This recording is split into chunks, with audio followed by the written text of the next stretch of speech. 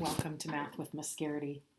I'm going to make the answer key for using the Pythagorean theorem with 3D shapes. What is the length of the diagonal of the can? A diagonal connects opposite vertices. And when we connect these opposite vertices, we've just created a segment that is opposite a right angle. So if we are going to use the Pythagorean theorem, that would be known as length C, hypotenuse C. The legs of this right triangle would be 2 by 5.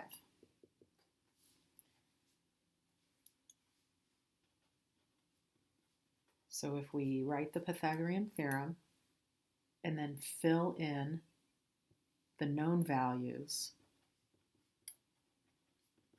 and keep a variable for the unknown values, we can use the Pythagorean theorem. So let's square the numbers first, add the numbers. Oops, it's supposed to be a 25. And then when we take the square root of both sides, we have the length of side C. That's a rational number, irrational number. So we could use a calculator and approximate the square root of 29. And if we round to the nearest hundredths, it's 5.39 inches. Okay, moving on to number 2. The length of the diagonal. The diagonal's already been drawn, but we need to determine the triangle in which that diagonal fits. So it actually fits that right triangle that I just drew.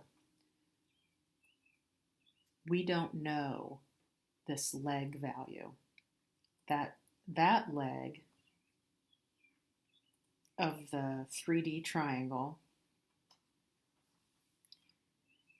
is the hypotenuse of the bottom of the box, so to speak. So I'm going to do the Pythagorean theorem twice in this example. First, I'm going to find the diagonal of the bottom of the solid. 8 squared plus 6 squared is that diagonal squared. 64 plus 36. If we add those together, then we get 100. Take the square root. That diagonal has a length of 10 millimeters. Now we can find the diagonal that we've been asked for. That'll be our new hypotenuse, our new C value. One leg is 10 that we just found, and the other leg is 5 because that corresponds with those lengths. So our second chance of using the Pythagorean theorem, a squared plus b squared equals c squared. So we'd have 10 squared plus 5 squared equals c squared. I need to simplify my exponents first. So that's 100 plus 25 equals c squared. 125 equals c squared. When you take the square root, 125 is not a perfect square, so that is an irrational. This square root of 25 is called an irrational number as well.